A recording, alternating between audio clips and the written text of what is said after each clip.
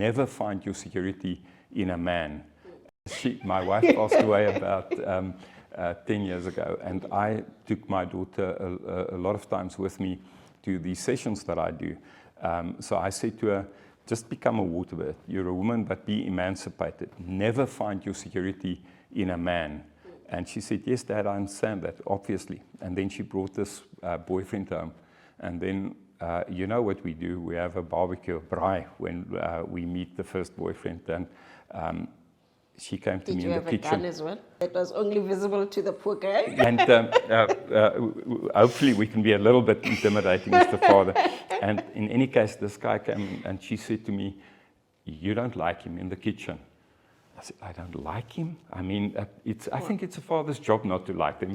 After this session with this guy and the braai, she came to me and she said to me, you really don't like him? And I said to her, but you know, it's just this vape, this smoking, this everything. And I said, I'm not comfortable. And then she said, what worries you? Verbalize it, say it. And I said to her, my daughter, my love, can this guy, can he look after you? Wow. She said to me, you, you know, they're brutal, the youth today, and it's the right thing as well.